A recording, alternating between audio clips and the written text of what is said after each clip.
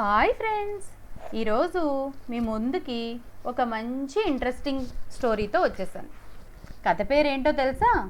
దెబ్బకు దెబ్బ. అనగనగనగనగనగా ఒక ఊరు.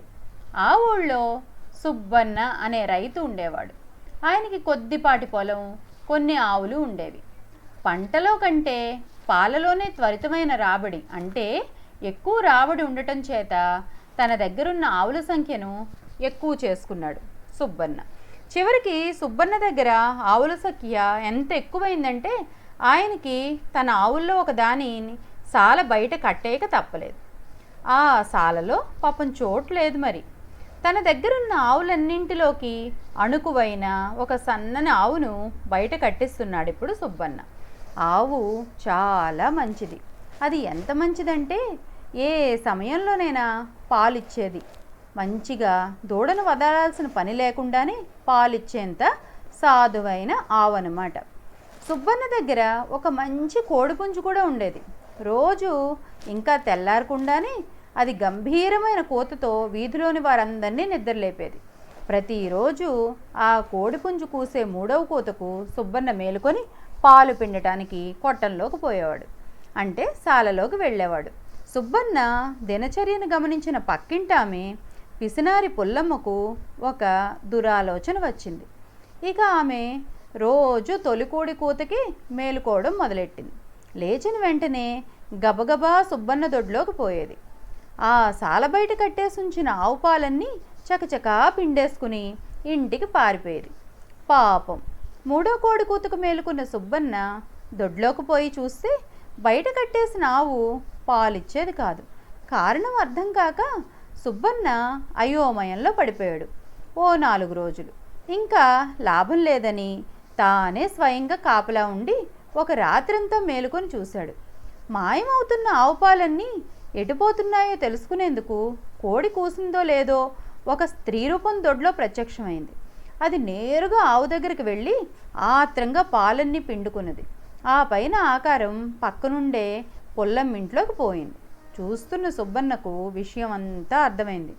రోజు పాలన్నీ పిండుకుపోతున్న పొల్లమ్మకు గట్టి గుణపాఠం చెప్పాలనుకున్నాడు. ఆ రోజునే కోడిపుంజుని తమ బంధువులింటికి పట్టించి పంపాడు. చీకటి పడుతుండగా తమ వీధిలోనే ఉండే చాకలి పుల్లన్న ఇంటికి వెళ్ళి అతని గాడిదను ఒక్క రాత్రికి తన దొడ్లో కట్టేసుకుంటానని అడిగాడు.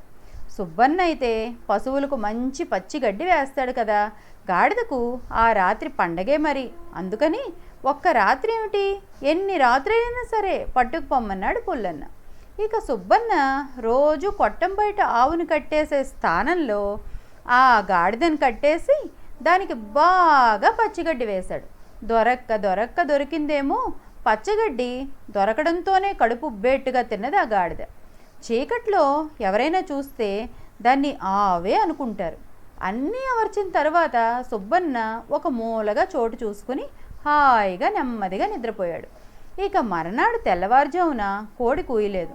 రోజు సరైన సమయానికి వచ్చే పుల్లమ్మ ఆ రోజు కాస్త తడబడి అయ్యో చాలా ఆలస్యమైందే అన్నట్లు గబగబా దొడ్లోకి ప్రవేశించి నేరుగా ఆవు దగ్గరికి పోయింది. ఆత్రంలో దాని ఆకారాన్ని కానీ పరిమాణాన్ని కానీ గమనించకుండానే పాలను పిండేందుకు కూర్చుంది. అలా కూర్చుందో లేదో దబేల్మని ఒక గట్టి తన్ను శబ్దం. ఆ వెంటనే టంగుమన్న ఇత్తడికుండ శబ్దం, అయ్యో అన్న అరుపు కూడా నిలబడ్డాయి.